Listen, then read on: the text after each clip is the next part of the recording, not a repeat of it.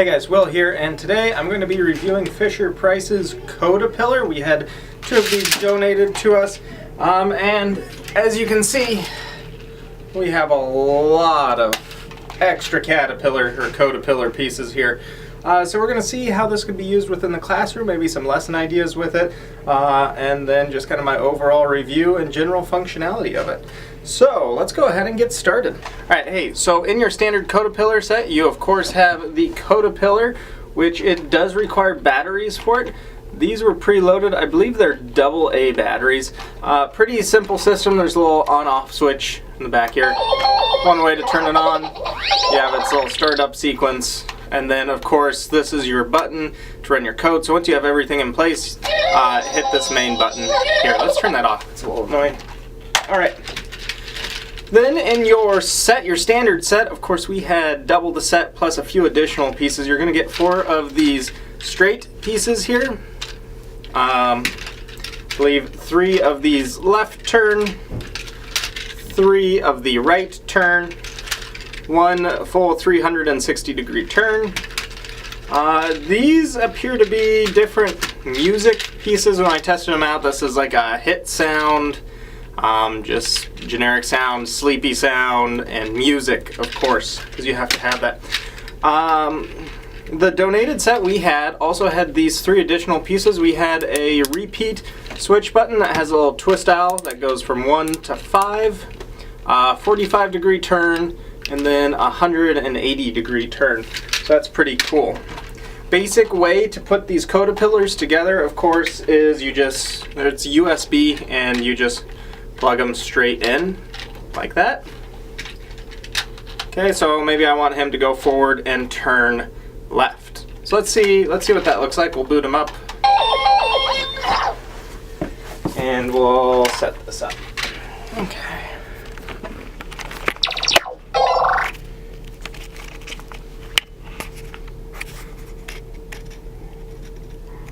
Alright, so we can see it's already went through the boot sequence. It's read these 2. These are highlighted, so it knows the code it has to run. And then I hit that guy there. It's going to process the code, and you can see it reads it. And then it lights up on the one that's supposed to be moving. Oop. And as you can see, it has some fun music with it, but I think I'm going to need to go into a bigger room. Alright, so we moved over into our current STEM lab, and it is a very open floor plan, so I'm just going to be working in this little spot here. But I think that's one of the key things you're going to need when you're working with the Caterpillar, is making sure you have plenty of room for it to work. So I think the first test I need to see is how far just one of the straightaway pieces is going to go. So I'm just going to run 1 straight piece here. I'll line them up behind, we'll put it in view of the camera, behind line of this tile block right there. Okay, and let's roll.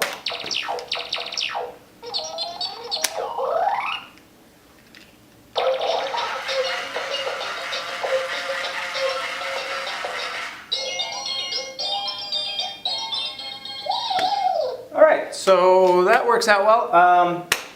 Now these are 1 foot, so it has, for each straightaway piece, it's about, what, 3 feet? Let's double check that.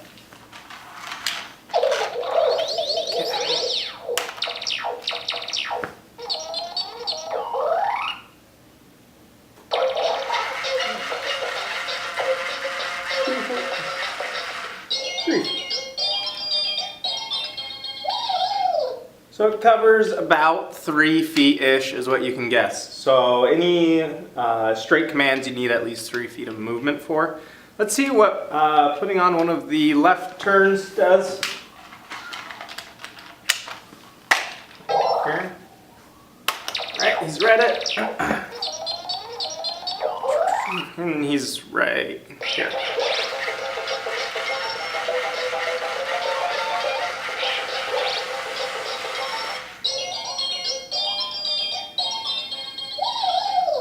Alright, so you also want to figure about a foot for those turns as well.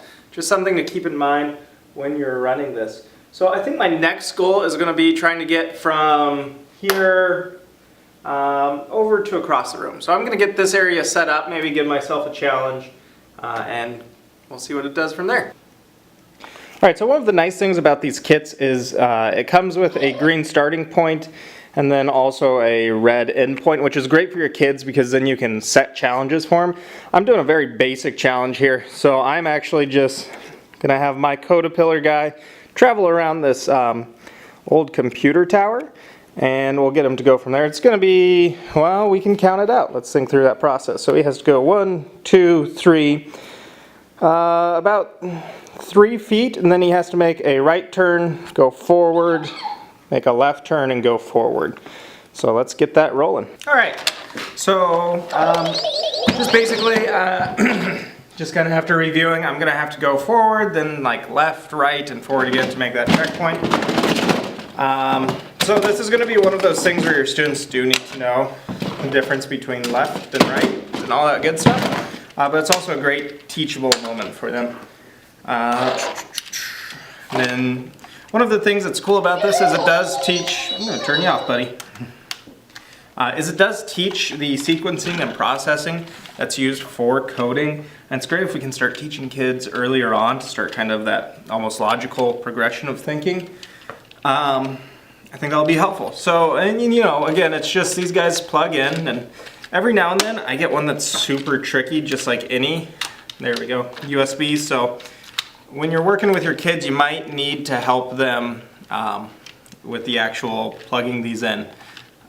They do look like they are meant to like withstand a bit of a beating, which is nice, as kind of that hard outer shell.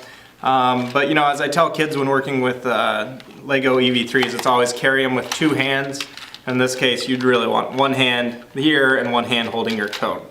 Because this stuff, it looks like it could get heavy and just slip right out like that.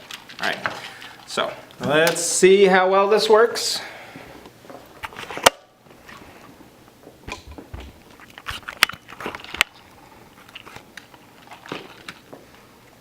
Alrighty, so we'll put them up here.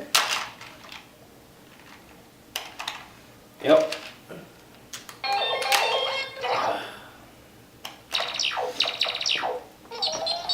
Get rid of that tape. And when you're working with the kids, you're going to want to teach them sequencing and step-by-step trial and error.